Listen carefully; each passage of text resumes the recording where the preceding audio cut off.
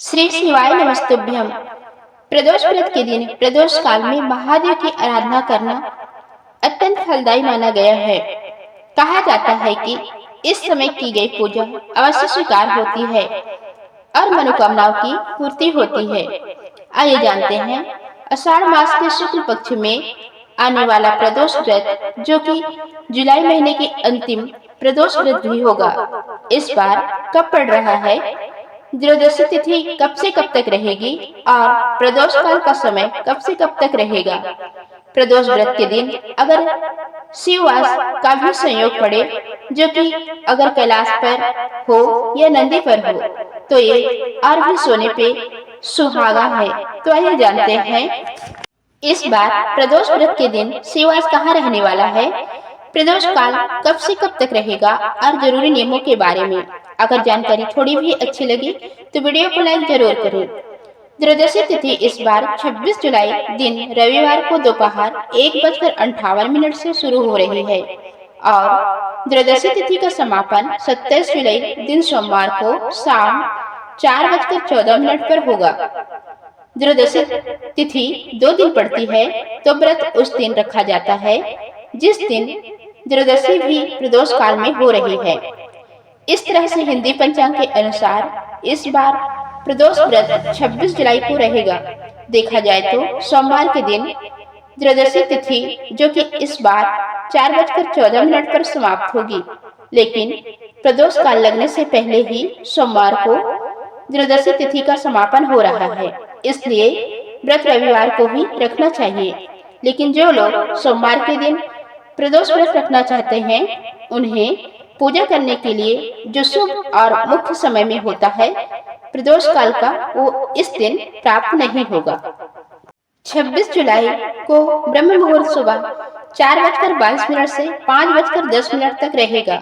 इस दिन सूर्योदय होगा सुबह 5:58 पर, सूर्यास्त होगा शाम 7:07 पर। प्रातः काल पूजा आप सुबह 4:37 से 7:47 के बीच में कर सकते हैं। भले ही तिथि न लगी हो, तब भी आप सुबह की पूजा शुभ मुहूर्त में करें और इस दिन शिववास कैलाश पर दोपहर 1:57 तक रहने वाला है। अगर प्रदोष व्रत के दिन शिववास कैलाश पर होता है, तो यह रुद्राभिषेक या जलाभिषेक करने के लिए शुभ समय माना जाता है। हालांकि आप प्रदोष काल में भी जलाभिषेक या रुद्राभिषेक कर सकते हैं।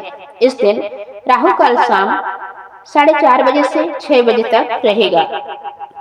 26 जुलाई रविवार को रवि प्रदोष व्रत के दिन प्रदोष काल का समय शाम 6:22 से लेकर 7:52 तक रहेगा।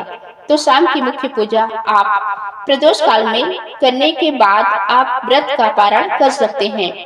प्रदोष व्रत के दिन भर उपवास रखकर शाम की पूजा करने के बाद एक समय फलाहार किया जा सकता है। इस दिन मीठे का ही सेवन करना चाहिए, नमक का त्याग करना चाहिए। लेकिन जिनके लिए बहुत ज्यादा जरूरी है, वे सेंधा नमक बना हुआ फलाहार ग्रहण कर सकते हैं। सभी प्रकार के मौसमी फल और मौसमी फलों का जूस आप ले सकते हैं। इस दिन शिव परिवार की पूजा करना या पार्थिव शिवलिंग का या शिवलिंग पर जल चढ़ाना बहुत ही शुभ माना जाता है। भोलेनाथ को आशुतोष ने बहुत ही कम समय में और कम भाव के साथ की गई पूजा को भी वे स्वीकार कर लेते हैं, अगर भाव सच्ची हो।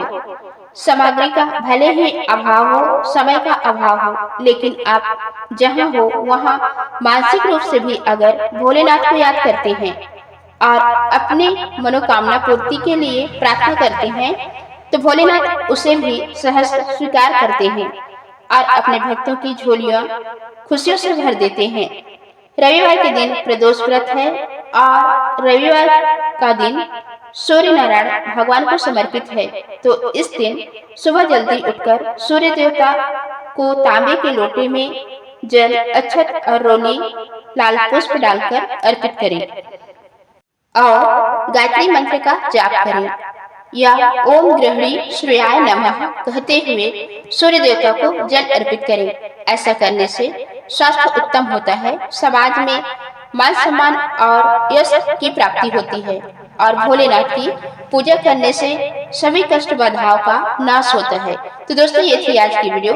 उम्मीद है आपको जानकारी अच्छी लगी होगी। धन्यवाद।